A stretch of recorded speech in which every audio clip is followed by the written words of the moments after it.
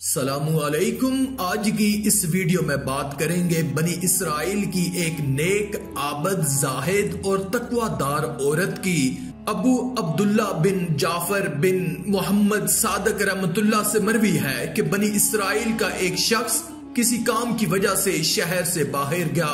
उसकी एक बीवी थी। उस शख्स ने अपने भाई को उसकी खैरगिरी और जरूरियात की फराहमी के लिए वसीयत की थी कि उसका भाई उसकी जरूरियात पूछने के लिए आता और जरूरियात की इशिया पूछ कर फराहम करता।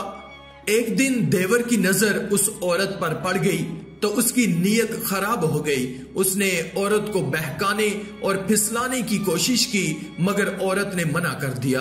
उसने औरत को धमकी दी कि अगर तू मेरी बात ना मानेगी तो मैं तुझे कत्ल कर दूंगा। औरत ने कहा, मैं नहीं मानूंगी और ना ही तेरी कोई बात सुनूंगी, तू जो चाहे कर ले। उस औरत की बात सुनकर उसका देवर खामोश हो गया, मगर जब उसका भाई आया तो उसने उससे हाल अहवाल पूछे तो उसने अपनी भाभी पर इल्जाम लगा दिया और कहा कि भाई, तुझे मालूम है कि तेरी बीवी ने मुझे गलत बात पर आमादा करने की कोशिश की है और उसने ये किया वो किया वगैरह खूब इल्जाम लगाए।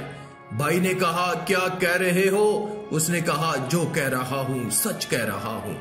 जब शोहर घर में आया कि उसकी हिम्मत ना हुई कि वो अपनी बीवी से अपने भाई की बात की तस्दीक करे या कुछ पूछे, मगर उसने ऐसा नहीं किया, बल्कि उसने रात को तलवार के साथ बीवी को घायल कर दिया और जब उसे यकीन हो गया कि मर चुकी है तो वहां से चला गया। मगर औरत में अभी जान बाकी थी। वो लड़खड़ाती हुई वहां से चली और एक राहब के गिरजे के पास पहुंच गई। जब उसके लड़खड़ाने की आवाज सुनी तो राहब नीचे उतरा और औरत को जख्मी देखा तो अपने हबशी गुलाम को आवाज दी और दोनों मिलकर उसे गिरजा घर में उठा लाए और राहब ने मुसलसल उसका इलाज किया हत्ता कि वो औरत तंदुरुस्त हो गई। उस राहब का एक छोटा बच्चा था जिसकी मां मर चुकी थी। राहब ने कहा कि अगर तू जाना चाहती है तो इसको भी ले जा और अगर यहीं रहना चाहती है तो यहीं रह। तो औरत ने कहा कि मैं यहाँ रहकर तेरी खिदमत करूंगी। इसके बाद ये औरत राहब के बेटे की परवरिश करने लगी। एक दिन उस औरत पर राहब के हबशी गुलाम की नीयत खराब हो गई। उसने औरत को कहा कि अगर तू मेरी बात ना मानेगी तो मैं तुझे कत्ल कर दूंगा। औरत ने कहा, तू जो चाहे कर गुजर, लेकिन मैं तेरी बात हरगिज नहीं मानूंगी। जब रात हुई तो हबशी गुलाम ने उसके पास सोए हुए राहब के बच्चे को कत्ल कर दिया और राहब के पास जाकर बोला कि तुम्हें मालूम है कि उस खबीस औरत ने तेरे बेटे के साथ क्या किया है? राहब घर गया। उसने पूछा, बताओ क्या हुआ? उसने कहा कि इस औरत ने तेरे बेटे को ज़िबा कर दिया। ये सुनकर राहब वहां आया और उसने अपने बेटे को खून में लथपथ देखा और औरत से पूछा, ये सब क्या है? उसने कहा कि मुझे मालूम नहीं, अलबत्ता तेरे गुलाम ने मुझे कत्ल की धमकी दी थी। ये कहकर उस औरत ने पूरा वाकया बताया। राहब ने कहा कि मुझे तेरे मामले में शक हो गया है, अब तेरा यहाँ रहना मुझे पसंद नहीं। ये 50 दीनार ले और जहाँ तुझसे मुमकिन हो सके वहां चली जा। ये औरत वो दीनार लेकर चल पड़ी, हत्ता के एक बस्ती में आकर रुकी। वहां देखा कि एक शख्स को सूली दी जा रही है। वहां हाकम और लोग जमा थे। उस औरत ने हाकम से कहा कि मैं अगर तुझे 50 दीनार दूं तो क्या इस शख्स को छोड़ देगा? उसने कहा, लाओ मुझे दीनार दो। उस औरत ने 50 दीनार हाकम को दिए और उसने आदमी को छोड़ दिया। उस बचने वाले शख्स ने कहा कि जो कुछ तूने मेरे लिए किया है ऐसा कोई किसी के लिए नहीं करता। मैं तुझसे अलग नहीं हूँगा, बल्कि जिंदगी भर तेरी खिदमत करूंगा। इसके बाद दोनों चलते चलते समुद्र के किनारे आ गए। लोग कश्तियों में सवार हो रहे थे, चनाचे ये दोनों भी सवार हो गए। ये औरत खूबसूरत भी थी। जब कश्ती वालों ने उसे देखा तो आदमी से पूछा कि ये औरत तेरी क्या लगती है? उसने कहा कि मेरी गुलाम है। पूछने वाले की नीयत खराब हो गई। उसने पूछा, क्या तू उसे बेचेगा? उसने कहा, मुझे इसकी फरोख्त पसंद नहीं, क्योंकि अगर मैं फरोख्त करूंगा और जब इसको मालूम होगा उसे तकलीफ होगी, क्योंकि वो मुझसे मोहब्बत करती है और उसने मुझसे अहद भी लिया है कि मैं उसे फरोख्त नहीं करूंगा। दूसरे ने कहा कि चुपचाप से बेच कर चला जा और उसे मत बता। इस तरह उसने औरत को बेच दिया और ढेर सारा माल लेकर चला गया। उस खरीदो फरोख्त पर कश्ती के मुसाफिर गवाह बन गए और औरत लेडीज के हिस्से में थी, उसे कुछ पता ना चला। जब कुछ सफर तय हो गया तो खरीदने वाले ने उठकर उस औरत को बताया कि मैंने तुझे खरीद लिया है। तो ये औरत बोली, अल्लाह से डर, मैं तो आजाद औरत हूँ। आदमी ने कहा, अपनी बात छोड़, वो तेरा मालिक था, छोड़ गया है, अब तू उसे पा नहीं सकती। इतने में कश्ती के दूसरे मुसाफिर भी आ गए और उन्होंने कहा कि ऐ अल्लाह की दुश्मन, उस शख्स ने तुझे खरीद लिया है, हम उसके गवाह हैं। उस औरत ने कहा कि तेरा सत्यानाश हो, अल्लाह से डरो, मैं एक आजाद औरत हूँ और मेरा कोई मालिक हरगिज नहीं है। लोगों ने उस शख्स से कहा कि उठ और इस औरत की इज्जत खराब कर दे, वरना ये नहीं मानेगी।